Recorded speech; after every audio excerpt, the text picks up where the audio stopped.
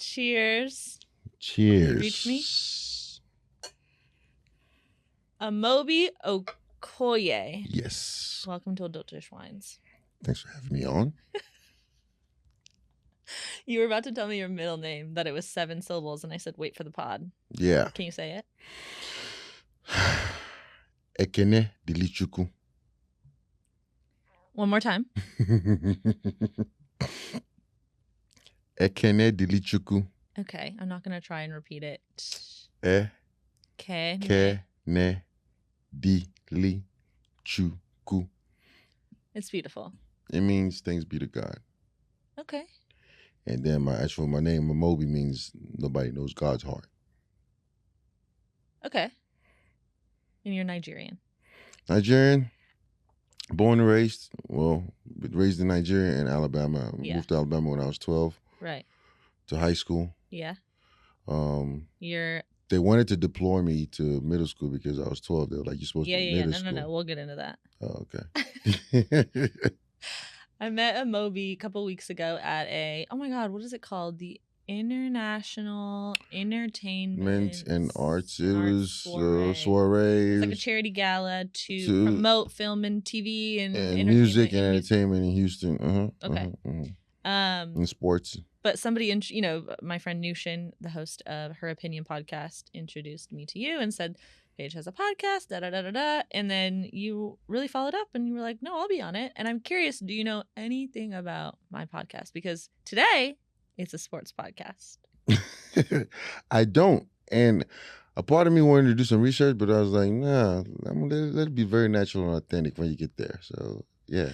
Okay. I mean, you wouldn't have seen anything that you haven't already seen when we met in person. Like, it's just getting to know the person sitting across. Is it PG or R-rated?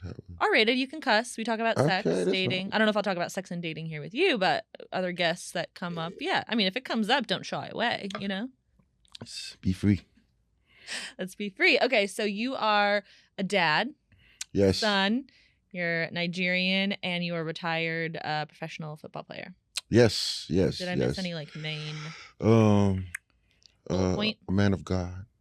A man of God. Man of God. Okay. Yeah. Quite. I'm not like all the way spiritual, if there's a thing, but I'm you have a strong faith. I'm tight with my God. Okay. Well, I mean, I kind of hope so because your name. Exactly. I'm sure there are some people, though, with their names are very tied to God, and maybe they are opposite. Every Nigerian name, especially in all 3 major tribes that we are, like majority of our names have something to do with God or okay. What is the religion? Is it Christianity? Yeah. So, there's 3 major tribes in Nigeria: Igbo, Yoruba, and Hausa. Okay. The Igbo tribe is where I'm from. The Yoruba tribe is where I grew up. As far as Lagos, Nigeria is like the New York of Africa. Okay. Not just Nigeria, Africa. Okay. And so it's the major tribe there is the Yoruba tribe. Okay. Those are the 2 major tribes. And then the Hausa tribe, they're popular as well, but they pretty much just run the country. And like they are in the north side of the country. Like they don't leave the country, they just stay there. Do all 3 tribes get along? Nah. Could you ever? It's called tribalism.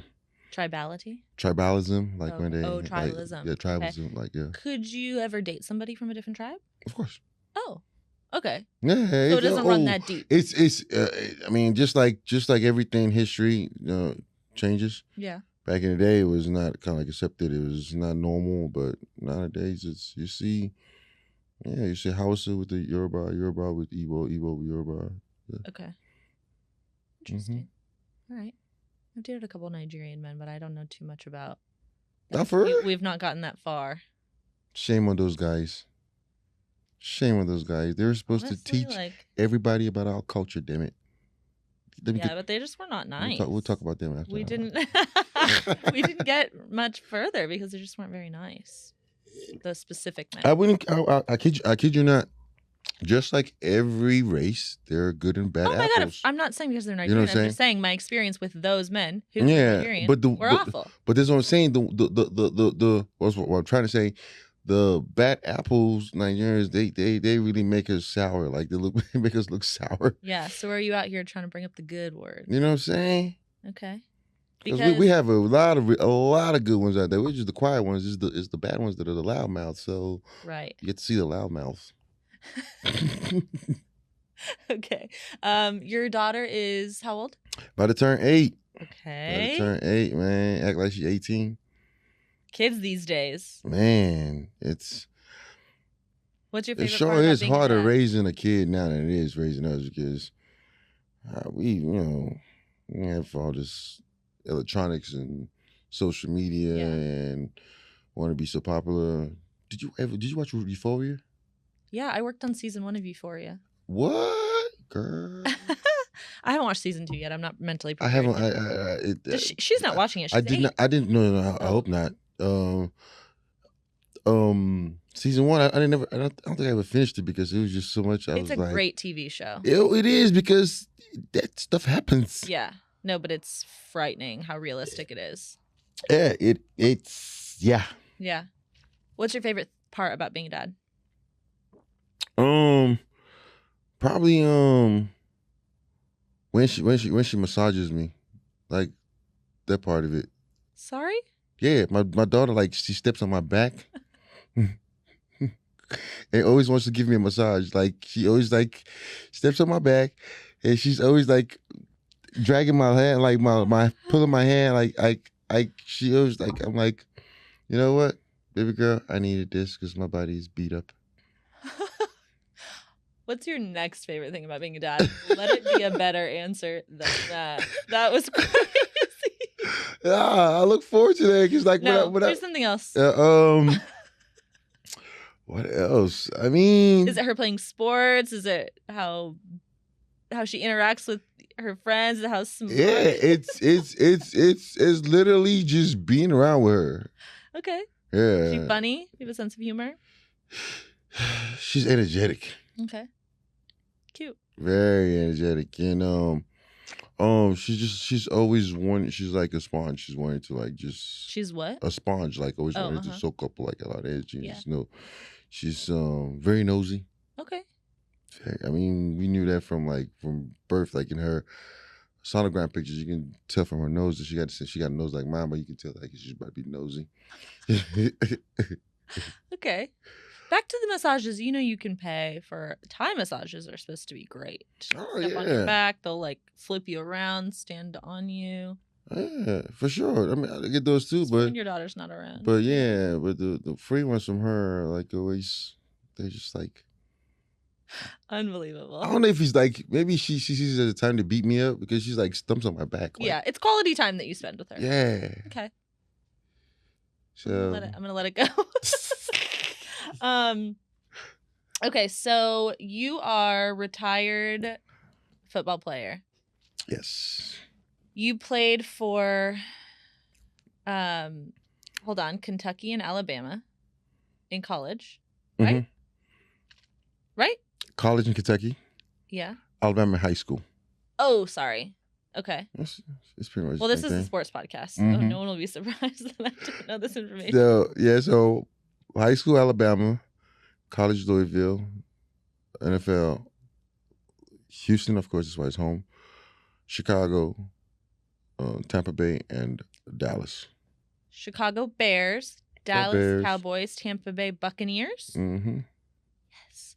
And Houston Texans. Was Texans your most recent? That was your last team that you played for, and that's why you picked Houston? That was the team I played for. That's who drafted me and who I have the most allegiance to. Yeah. You are the youngest player in the NFL to have been drafted ever. Luckily, still hold the record, yes. And it's gonna get broken eventually, but as of right now, I still got that bitch. That's it. Yeah, that's pretty cool.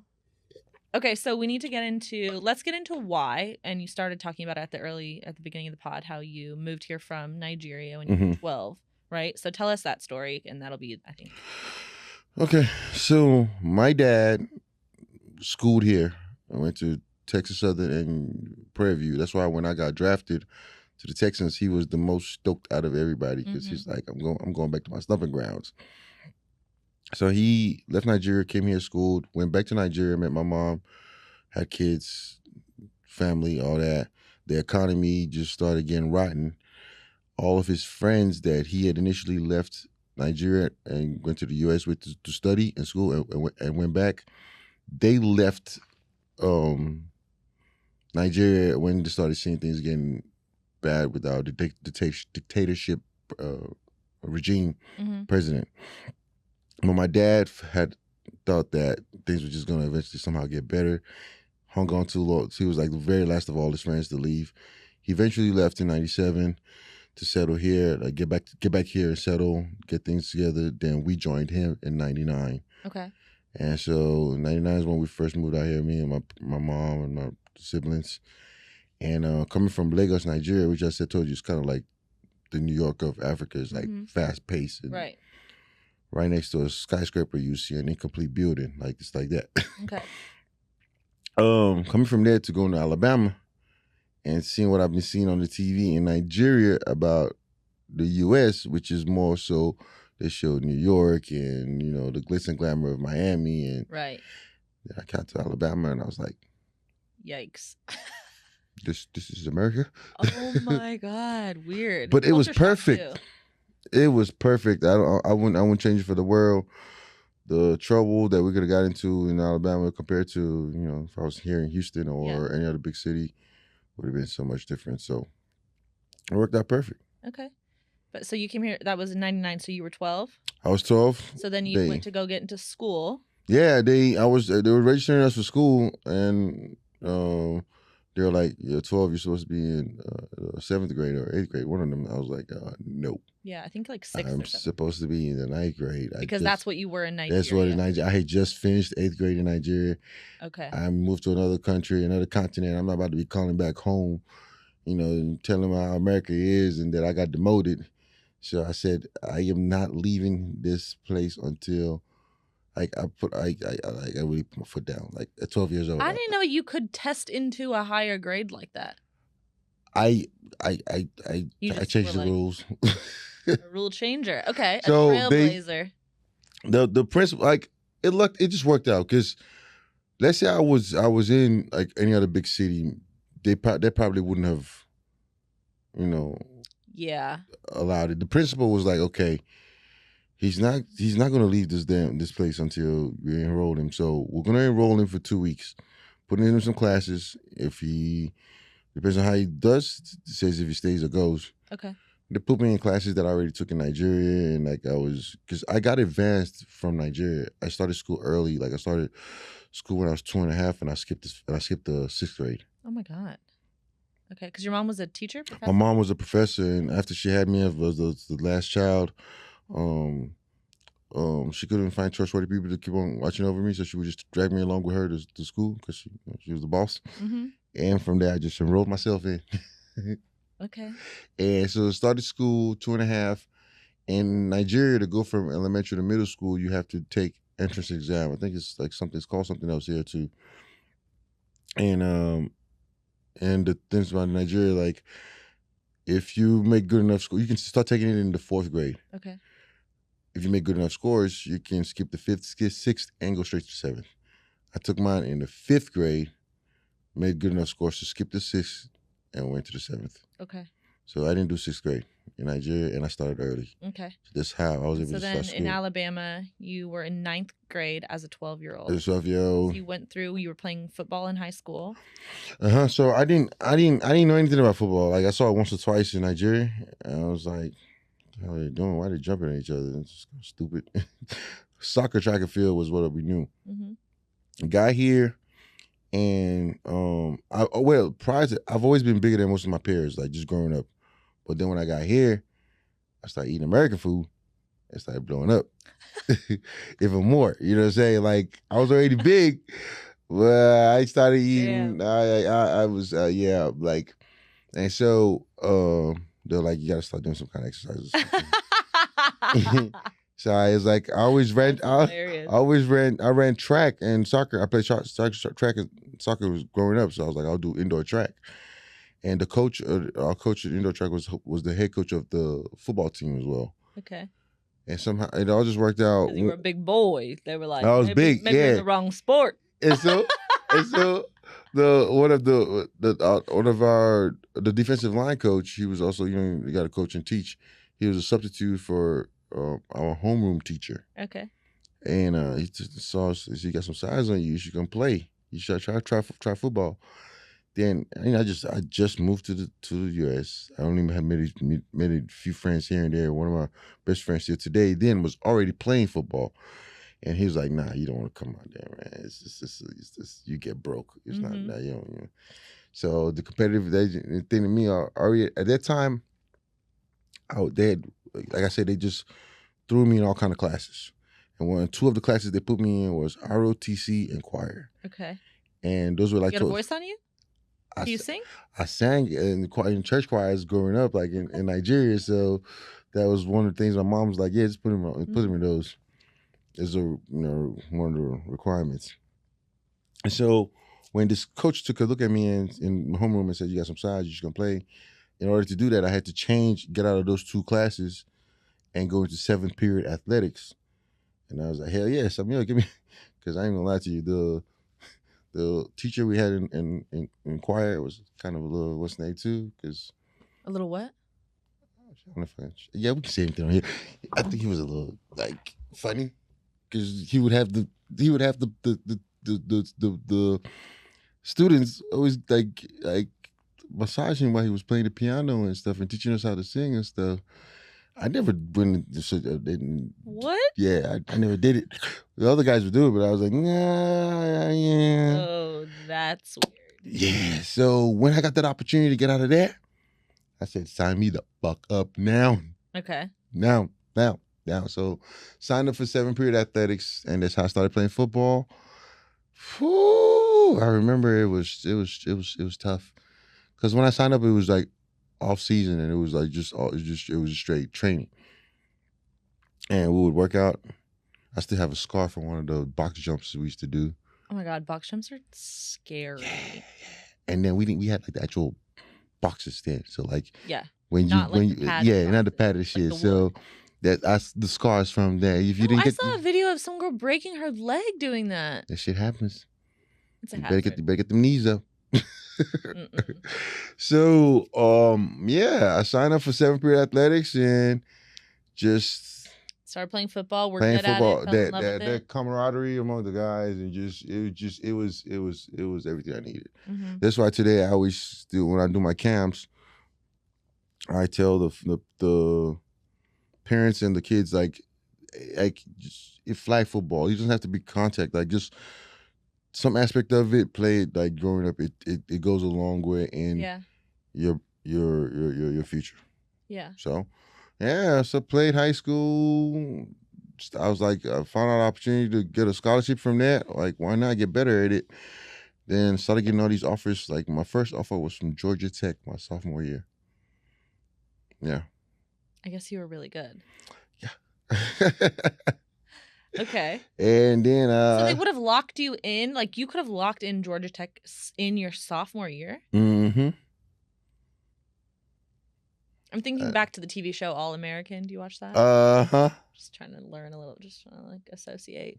Yeah. Okay. It's crazy. That showed how like it started with it, then like something similar to it is happening in real life with Deion Sanders and Travis Hunter and Deion's son.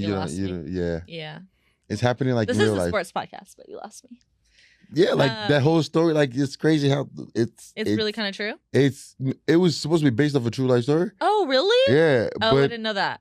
But then it's happening like pretty much right now in real life. Okay. Yeah. We're into it. I'm interested because you like that show. Yeah. Okay. I did not know the dude was British. Yeah. Yeah, he's a good actor. Yeah. Okay, so you then you didn't take Georgia Tech?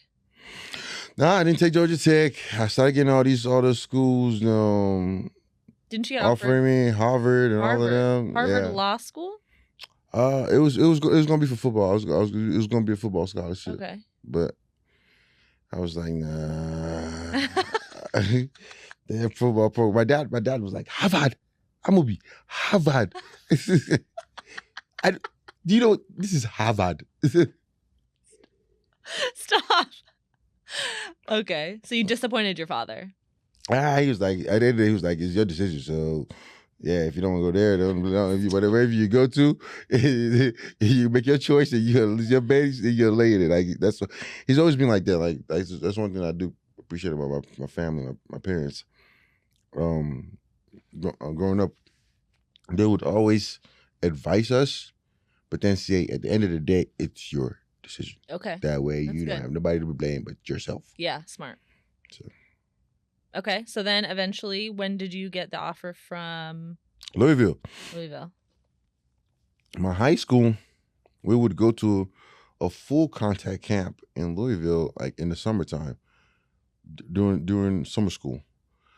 There were kids that play football that were supposed to go to summer school and would skip summer school to go to this camp because it was like what we looked forward to, because it was us all the way from our family, just with the coaches playing football, trying to get better, and it was in Louisville. It was like a 3.5-4 hour bus drive, and we would go there every year. So we went to 3 years in a row, and it was also a way for the college coaches to scout high school players, and so that's how Louisville got interested in me, and they were like, keep an eye on him, and it only being 4.5, 5 hours away from Alabama.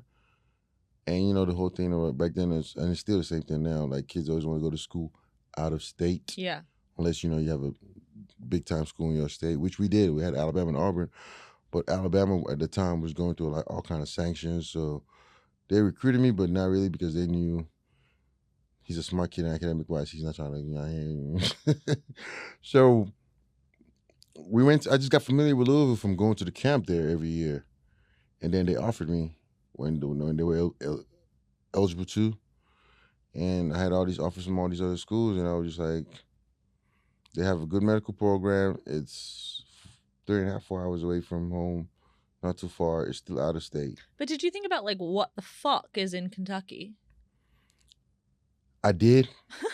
And no shade, but like, what is in Kentucky? And the funny thing about it though is this: you're allowed 5 official visits. I don't know if it's changed, but when you're a so-called recruit and team and colleges are trying to bid for you to come play for them. Okay. You're allowed 5 visits, so you can official visits where you can do as many unofficial, but official, the school pays for you to come there. Okay. They house you, keep for it was a night or 2 nights. I think it was 1 night. Anyway, just kind of like dining. You just trying to continue to come sign with them. Right. And so of the 5 I had, 3 of them were all schools in Mississippi State, Ole Miss, and Southern Miss, because obviously Mississippi's close to Alabama. My mom was like, we just moved from like Nigeria to Alabama, and like everything I've heard about Alabama and Mississippi, like it's okay to go to those to go visit those schools, but please don't choose any one of those. Okay. Just because the whole stigma of Mississippi and lynching and my mom was like, we're already living racist. Yeah. Okay. My mom was was like, gonna say it, but I was. My mom was like, we're already living in Alabama. Yeah. Like, I love you, my son. So please, like, visit these other schools in Mississippi. And they want you, but just don't choose one of them. Okay. So Kentucky you liked. So Kentucky I went, and I was like, well, like Kentucky's kind of still Kentucky, Alabama, it's all the South. Like we're in the South. Yeah. Okay. And so I went to Kentucky, and that was good. It was good because education wise, it's a good school. Football program wise, they were building. So I was part of something. What was your position, by the way? Defensive tackle, man, with the big guys. I wish I knew anything about what that meant. One of the big guys. That's what I do know. Like, is like a linebacker?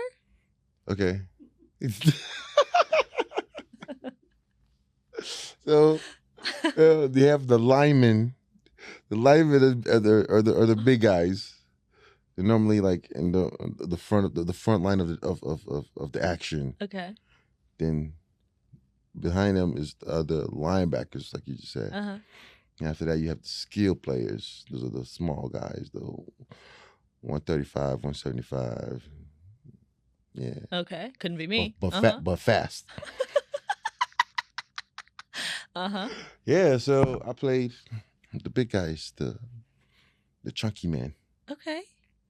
Good on you. Yeah. Yeah. Yeah, man, it was You're the time of your life. Okay, it so then was eventually you went to the Texans and on to what, the Bears, the Cowboys, and the Bears and and the Buccaneers. Buccaneers and the Cowboys. Cowboys is the last team. And Okay. How long was your football career? Call it 8 years. Okay. And before we get into why you don't play football, you retired, all that stuff, I need to ask you some questions about football. Ask away. What's the vibe like in the locker room? You know? That's probably the thing I miss the most.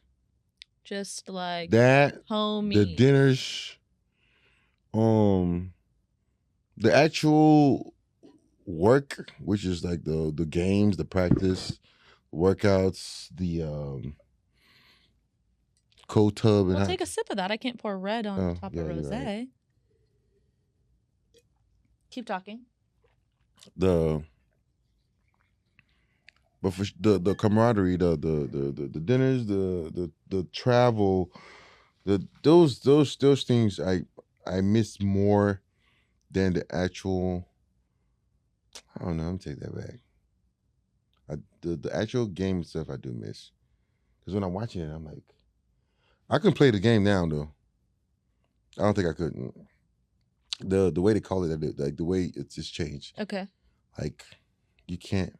Okay, but I want to know what the locker room vibe is like. Oh, this is the shits. What? Everyone's joking, but like, if it's going bad, are people down in the dumps? People are bitter. The coaches are mad. You're in trouble. You got to. In high school, yeah. No. In high school, like, you know, it's all because it's like it's all emotional. NFL. Bros, nah, it is what it is. It's like shit. After we lost games, we used to get drunk and get fucked up.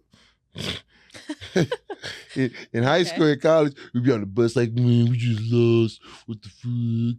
Man, season's over. NFL, like, shit, next game. Okay. Who comes up with, or do people really come up with touchdown dances? Like, that's a specific thing that somebody is like setting out to think of. Yeah. Okay. Because, this is the thing about it. Let me break it down for you. Break it down. Athletes, especially professional athletes, when it comes to being marketable and making extra money from your primary than just playing football. What the teams is playing you. Yeah. You have to be marketable. Okay. Basketball players, they're much more marketable because they don't wear face masks. Football players, we wear face masks, so you can't, like, for companies with products and all that, to put you gotta have a personality. You gotta have a little ass shake. So a touchdown dance, like anything you do on the field that can create more notification for yourself, helps your brand for companies that want you to promote. Yeah. So are we rehearsing them in the locker room, or we just already have them on block before? Oh no, it comes in your mind. It comes, it first is in your head. Then you practice in practice. And everyone's on board with it. Like, you don't look stupid. You know, like, sometimes, you got to. You know, sometimes, like, if you're, as a content creator and a podcaster, I, like, used to see people out making content, and I would be like, oh, God, like, I'm embarrassed for them. But, like, good for you, but, like, ugh. Did anyone ever felt like that? Or everyone was just, like, pepping each other up? No. For the most part, you try to, like, praise it, but if the shit sucks, you're gonna let them know. You gotta fix that. Don't do that shit. You gotta fix that. Yeah. Let's not do that this time. And if you're stubborn with it, you keep on doing it. But if you're not, you better change that shit. Okay, but you'll be honest. Oh yeah. No, they'll be honest and brutal with you. If it stinks and it sucks, they're gonna let you know. Oh no, no sugarcoating when it comes to touchdown dances. Okay. Nope. What was one of the first crazy purchases that you made? Like, when you made it, when you got signed, did you buy a car? Did you buy a house? Buy a Um, stripper. You buy a hoe. um, probably it Little was flashlight. my 21st and 22nd birthday gifts to myself. What kind of like What it's were they? lavish. 21st was old school, which is still parked in my parents' garage. I need to go get it out of there. It's a car. Yeah, old school. I took it out, got it out, changed the whole engine in it, rims, lights, all that. It was my 21st birthday gift to myself. Then my 22nd birthday gift was a chain with my AO Foundation logo. Okay. Yeah, that got stolen. No. Yeah, and that was 22 grand to do. Okay, that's a big purchase. Yeah, because it was my 26th birthday, so my 22nd birthday, so I was like, as much that's what I would pay for that. Mm-hmm. But it was valued at over that, more than that, because of all the diamonds in it. Mm-hmm. So yeah, those two. Did you like overall? Do you feel like you were like you were young, so to have the responsibility of that money at such a young age, do you feel like you were like being irresponsible with it, or do you feel like you were pretty the first responsible? my first year and a half, I was pretty irresponsible. Okay. I would say. After that, I would always have this rule when it comes to finances, anything, even if it's grocery shopping, I would try to get minimum 2 quotes on things, or 2 2 options. 2 options. Yeah. Okay. Yeah, like even if it was like probably peanut butter. Yeah, so after that, like I don't know how I came up with it, but it's been a good little rule of thumb for myself. Like, okay, regardless of whatever, buying gas. Yeah. Find like 2 options, like, and then like okay, go with the best. I have a rule. I go by the $10 rule. So $10 a wear. So like there's a pair of shoes I like. I'm like, am I gonna? Let's say the pair of shoes is $140. I'm like, am I gonna wear that 14 times? Am I gonna wear those shoes 14 times? $10 a wear. And if they're like a classic black shoe that I'm gonna wear all the time, I buy them. Right. If it's like a red patent leather, it's like I gotta pass. You know, you gotta make sacrifice. Yeah, man. It's good little rule. You can relate to that? Yeah. Okay. I think I'm gonna steal that one. Huh? Huh? What'd you say? I ain't say nothing. What did you say? What did I say? I don't know. I'll listen back when I edit the episode. That's Stupid. That's the thing about this. No, I said I think I'm gonna steal that. Okay. That. What was your young boy in the NFL? What were you doing with the ladies? Well, you know, getting a lot of them. My and NFL was that came for sure because it was just it gravitated to, like, it just happened, like. Tell us. But high school and college was a tad bit difficult and harder because I was younger. So like the girls. No, I don't even. It's not that I don't care. It's not that I don't care what you're about to say, but I want to know about the NFL. Okay.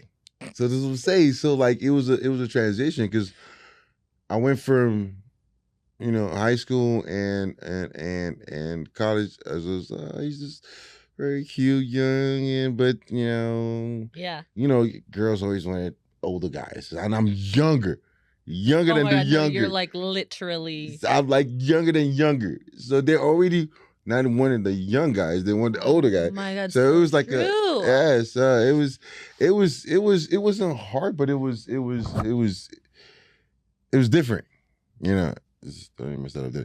different, but when I got to the NFL, oh yeah, they didn't care. Just anyone you wanted, you got pretty much. Yep.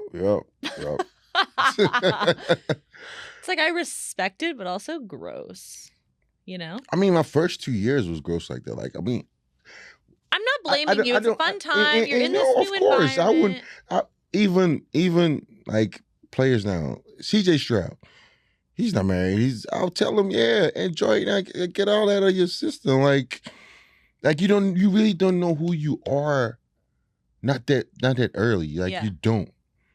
So why I mean, if it's there, it's there. It's evident. If she's the one, oh, he's the one. If it's there, you'll know. But don't force it. Yeah. That's what I would just say. But you were not looking for a serious relationship, like when you not the started. first. No, not the first 2 years. Not You the were like, first I'm gonna couple live of this years. life. And I was around a lot of older guys, so it was like they were all this. Oh, it's like they were living vicariously. How you say it? Vicariously? Vicariously. Through me. And so that was an excuse for me to live that way. Yeah, you were the man a little bit. I just started back binge watching Entourage, and like that. It was the series was like around the time when I got drafted, and that was like our show. And like we were pretty much trying to live the same life. Okay. It was me, my brother, and my play cousin, 3 of us, in a mansion in Houston my rookie year, and yeah. Can you tell me? Obviously, keep whatever details you need to keep out, but can you tell me about any sticky situation that you were in? Like any crazy situation you were in? Maybe strip clubs, maybe this, maybe that. You have a fun story you want to share with the Whiners? Funny, dramatic, crazy. I don't know how funny or bad dramatic date. Is it. It was this girl. She was like a local so like she was like locally known in Houston. Like with men or with like she? Nah, with just like every like she had like a jewelry line or something like that. She was just like okay, like came from money kind of a deal, whatever. Okay. So I think she reached out to me on Facebook. Was it back in the day? I couldn't even remember exactly how we. Yeah, it was Facebook. She reached out to me. She reached out to me on Facebook. But anyways, we were like courting or whatever, and like all of a sudden, some people like from some people from some TV show. Was it? I think what's this TV show that was? I think it still goes on. I don't know if it still goes on. But anyways, they had like reached out to me on her behalf, trying to find out if we were dating, and like I wonder if I want to do a reality show, and like I'm like nah. Too soon in your career to pigeonhole yourself as a reality star. Yeah, I'm like okay, but were you dating her? I don't even know what to classify what it was then. All right, you were just having sex with her. Yeah. Okay. Fun times. I mean, I guess we were like solo for like a little bit, yeah. So. Okay. How do you feel? So now you're retired for how many years? When was the last time you? I officially like put in the papers or notified the NFLPA and NFL that I was hanging the cleats up in 2019. Okay. February 2019. So almost 6 years. I don't know if I can't do math. 5-6 years. 5-6 years, yes. Okay. It seems like I've only known you for a couple of weeks, but you're still out and about doing these events, things like that. So you're still very involved in the football community. Yeah. Kind of vibes. Well, yeah, I'm 37. I'll be turning 38 next year. So I just try to accomplish a lot in the timeline before 40. And of course 50, but before 40, just want to do a few more things. So okay. Nothing like necessarily written down. Just on the fly. You should write down your goals. I tell you that. I did. I used to, but there's so much of them. I just like leave them in the head. Okay. Speaking of head, speaking of your head, speaking of your brain, speaking of. Wait. Yeah. Speaking of that, when we met at the event, you had told me that you suffered a while ago from a brain injury, and it is called Autoimmune Encephalitis. Okay. And this was not caused by football. No. Okay, can you talk At to me least we about? think it's not, but Yeah, what not happened been there? ruled out yet. Just the way I'm talking with you right now. I was talking with my dad and one of my best friends from college, March 15th of 2013. I just became a free agent for the second time after my second season with Chicago. My coach in Chicago had just got a job with the Cowboys. He wanted me to come and also play for him in Chicago in Dallas. Mm-hmm. But then obviously I'm just trying to exercise all my options, do what's due diligence by myself, and just prepping for offseason and free agency. Talking with my dad at the same time with my about at the time my foundation, our international division, CATE, Changing Africa Through Education. We were getting ready to take our sixth trip, not sixth give back trip to Nigeria and South Africa. So I was going to my office that I had in Katy, where I operated all this nonprofit and for-profit stuff, and talking with my dad, me, him, my best friend. Then next thing I know, from what I was told, I had a seizure. Foaming out of the mouth, all that stuff. That was the first seizure.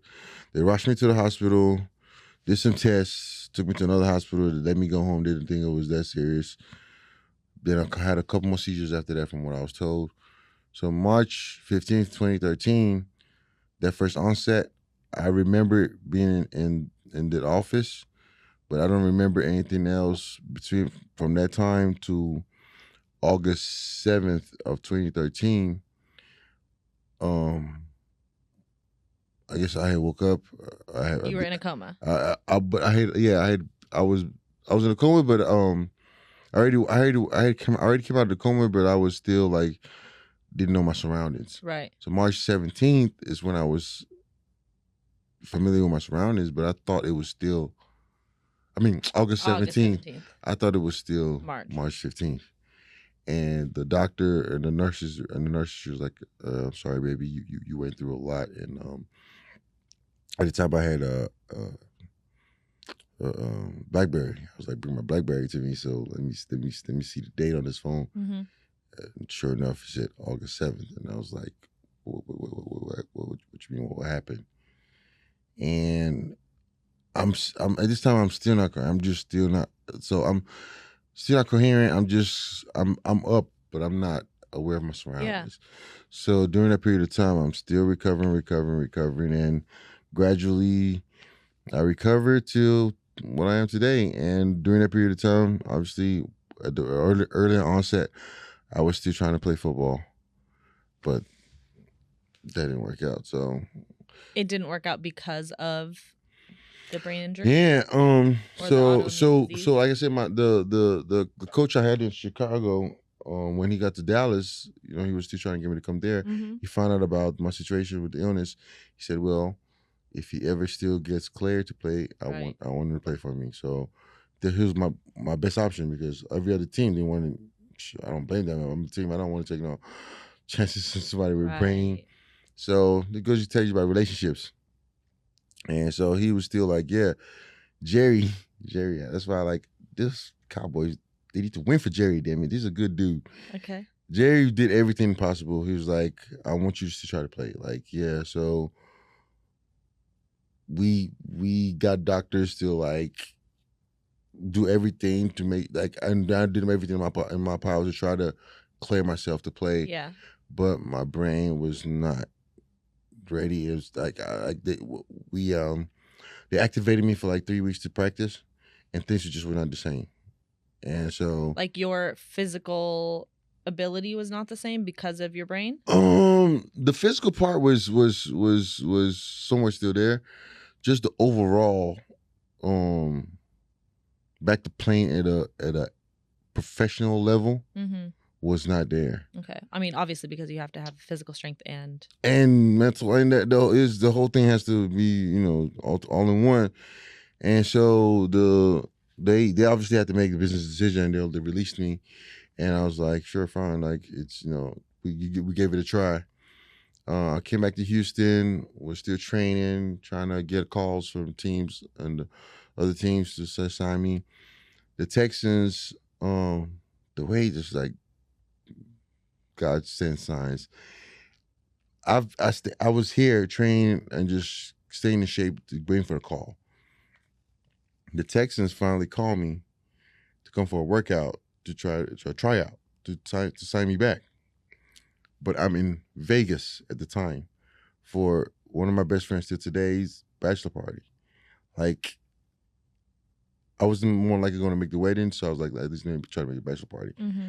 I'm in Vegas. They called me to come for a workout, and I'm doing my best to try to get back to Houston. Like, all the flights are canceled, train, bus, anything. Because I'm like, I've been sitting on this opportunity the whole time, in Houston, waiting for this call. As soon as I leave Houston, I get the call from them. I'm like, what are the chances of that? Yeah. So I couldn't make it back there, so I missed that workout. And after that, I was just like, it's evident. It's like time to retire. Okay. So I retired after that. Wow. Do you struggle mentally with that decision? Oh, yeah. Oh, no. Not as much now as when on the early onset. Retirement, every pro athlete would tell you life after football, because it's like you get to say that all over again. Life after football is like it's the adjustment is tough. Yeah. In In any case, not because of just yours, but yes, after and a professional athlete stop. And so with mine is even more. Yeah. And so yeah, it's just one of those things like each person deals with differently. Yeah. Did you go to any sort of therapy? Are you open to I did everything. I mean, I still do therapy. Okay, good. Yeah, I don't think you ever fully. I think mental health is healthy. so important. Men's mental health is so important. Doesn't get talked about. And then I also think like veteran mental health and professional athletes. I think that just doesn't get talked about that often. But when your life changes, you're in the spotlight and you have the girls and the money and every opportunity and this and that, and lifestyle, it doesn't happen or it stops. Like adjust. It's easier said than done, but yeah. I will give it to the NFL and all major sports, especially the NFL. They're starting to do a better job to address their former players and retired players. Because previously they only cared about the current, and to a certain extent they didn't even really care about the current players like that. It's like, as long as you're performing for me, and I tell people all the time, this is my motto in this world, especially all the way trickled down to professional sports. It used to be, what have you done for me lately, for me to reward you? Now it's, what have you already done for me tomorrow for me to even consider compensating you or giving you what you're worth. So okay, as long as you can view it like that, then you can get through it. Okay. Have you had like another bout of this and episode or anything? Encephalitis? I haven't. Does your brain, like, does your memory still affect you? Oh, that's that part on an evaluation process. I still evaluate it every day, because I feel like, and at first when I was recovering, like from I was in denial with the memory aspect of it. And because my brother would try to tell me, like, I just told you something. I just told you shit like what the hell, like, you know what I'm saying? And at first I was in denial, like thinking like I used to be the same way when I was ill, but no, what the illness had an effect on my memory, and it still does.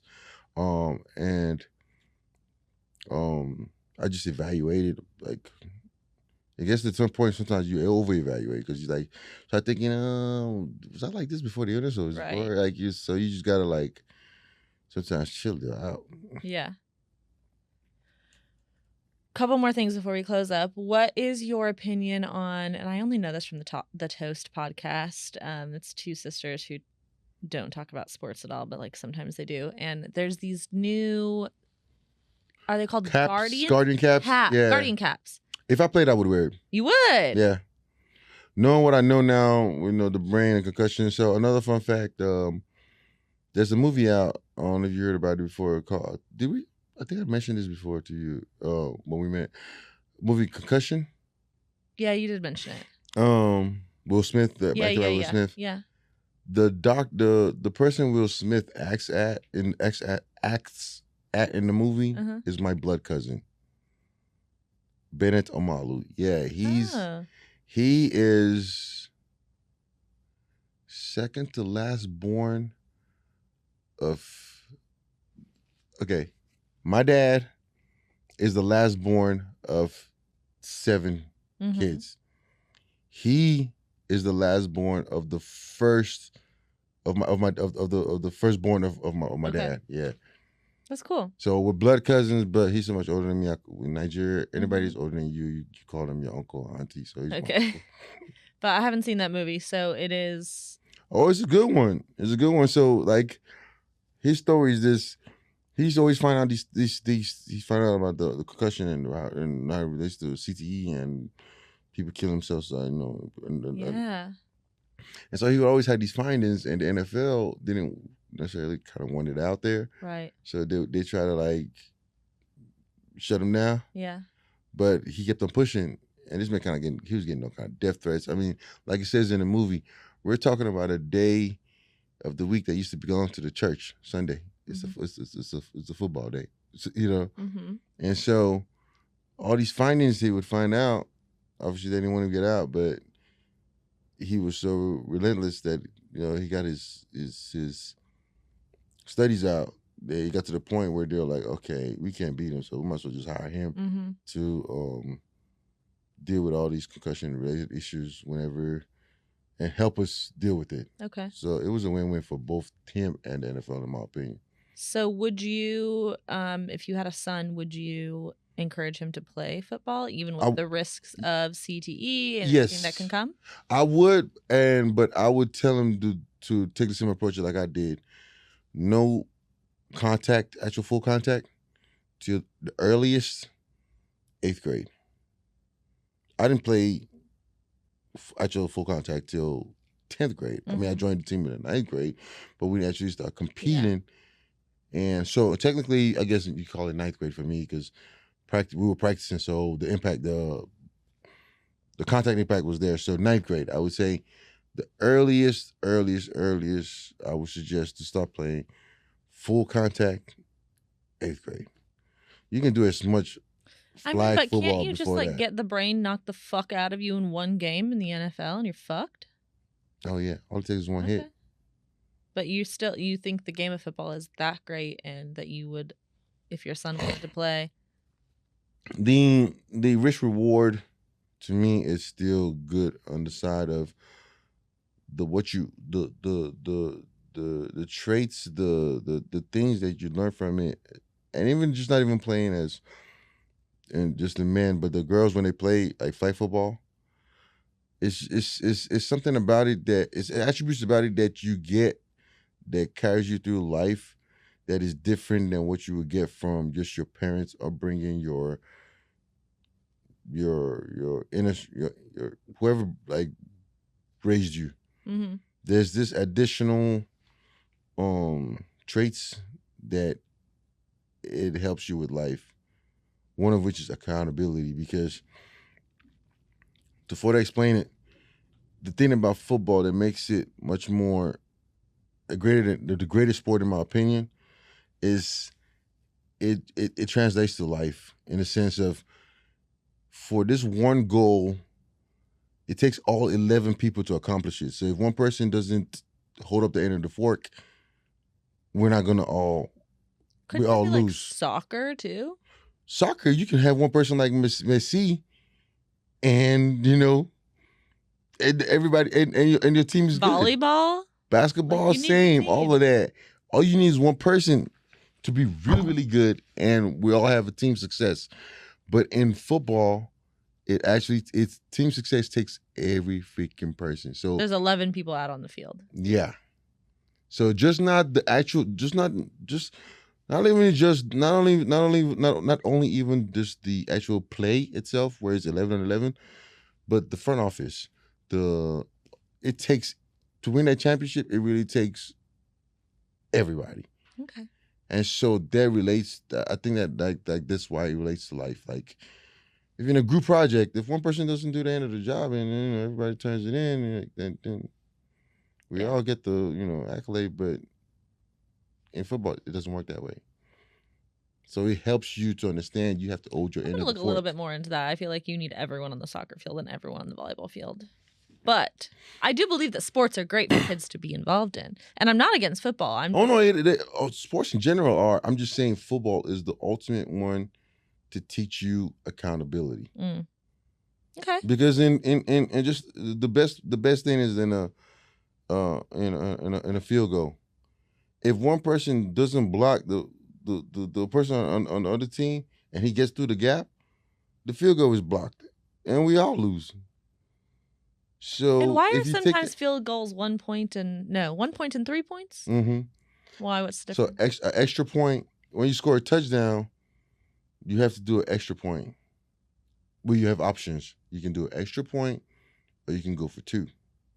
Okay. So it's all at the end of the game. At the end of the day, is you want to get more. You want to have more points than your opponent. And is the person who's kicking this field goal only ever practicing on that? That's all they do? They don't play on the field during the game? Just kickoff and field goal. That's crazy. Kickoff, they might need to go make a tackle, and field goal, they might need to make a tackle when they mess up. Okay. Interesting. Learning a lot about you, learning a lot about football. Yeah, man. As soon as you get the hang of football, it's really addicting. I like to go to games. I like the environment. I like to buy the overpriced snacks. And that's just the extra about it, because once you actually know the ins and outs of it, the other parts of it is just even more makes it worth it. When you go to games now, are you on the field or are you in a seat typically? Because I would imagine all over. Okay. All over. Sometimes it's. I bet it's kind of nice just to see the depends. game from up high. It's good to watch it live Mm-hmm. because it's different, but you get more detail when you're watching it on TV because everything is you like to watch it on TV? Because it's all different angles. You when you're watching it in person, you're focused on something, Yeah. But when you're watching on TV, you can get other things that were missed. Yeah. But I like both. So okay. I didn't prep you for this, but at the end of every episode, I have my guest give me a wine of the week, like WHINE, something that's been bothering you. It can be a story. It can be, don't say traffic or weather or mosquitoes because that's boring. Something that happened to you recently where you're like, fuck that guy, or... maybe, okay, this is probably one. I'm tired of getting all these damn messages about the election and who to vote for, and all these people saying, the reason to vote for this person, this person. Leave me the fuck alone. Like from the automated messages from 97052 or something. I'm running. I'm here. This is so I'm running. I don't give up. Are you voting though? I am a vote. Okay. I'm a vote. I just know. You just are annoyed. You're done. I just Democrat all the way. I just keep it. No, same. I get those and I just delete. Yeah, I'm just unless it's somebody I know that I've met, that's running. Yeah. Then I will specifically go and try to vote for them. Other than that, I'm not finna be over here just trying to, nah. Okay. So the electoral volunteer text messages are pissing you off. Yeah, man. It's enough is enough. I know it. I get it. No, I know because literally on Facebook, on Instagram, last day to vote, last day to register, last day to register, last day to register, and you know what I'm saying, it gets to the point. You know what's confusing though too is sometimes it comes from a regular number. It's like, hey Paige, it's Becky. Yeah. Have you heard? Because I open the text message and I'm like, motherfucker, delete. Exactly what. That's exactly how it goes down. I'm like, get rid of my number. So that was anything else. That's a good one. Me. Okay, well, thanks for coming on the podcast. How do you feel about it? What's your in-person feeling and review? It's cool. It's chill. Just loose, be safe. You dressed the part, which I was happy about I because had no choice. I've only seen you in a suit jacket, and that And I was was not gonna sweating. fly I for was, oh this. my God. Man, I was sweating. I mean, it's Houston, it's hot, we're all sweating, but I did Nah, say it does get warm in the studio, so don't wear a suit. I'm glad we went to the little corner and because it was like a little windy in the corner over there. Yeah, there was a breeze. Okay. Those bourbons were kicking in. Were they kicking in? Yeah. It was a good little tasting. Yeah, that was fun. Mhm. The what was it called? Whiskey Wash. Whiskey Wash, Yeah, that was cool. Okay. Any last thoughts? Oh, can you plug your foundation? Where can we find you on social media? Okay. And then we're gonna go. Amobi Okoye Foundation is AMOBI OKOYE Foundation.net or .com, either one of those two. And obviously on social media and Instagram, Facebook, all that good stuff. Okay. And I'll put it in the show notes too. Tell everyone. And then obviously my Amobi Okoye 91. That's my personal, so you can always find me on there, and I will direct you to foundation stuff. Got all kind of things coming up. I got a camp coming up with the kids, movies and motivation. This is one of my programs, and then tackle hunger program I do with my church. So if you want to volunteer, you want to donate, look them all up on the website. Can women volunteer too? Oh yeah. We bring the oranges and the Capri Suns, or what? Bring it all. The food outreach I do in my church is actually majority females, so we need some male volunteers, a lot of male volunteers, because there's a lot of heavy lifting involved in it. So they're always happy when I'm there because they're like, a little relief. Women don't do all that heavy lifting, which I don't blame them. I don't want to. I've been in heavy lifting for 34 years. I need somebody to start. You know what I'm saying? Yes. Okay. Well, thanks for coming on. I appreciate you. And your story and being open. Glad we did this. What's the name of my podcast? You gonna crazy me like that? You gonna do me like that? You gonna do me like that? Don't do me like that. I told you I didn't want to do any research because I wanted to come on here and be authentic. And now you're gonna ask me that. I really didn't. I didn't do any research. That's right. I mean, we already talked about it. Yeah. On that note, we're gonna go. Love you guys. See you next Thursday. Bye.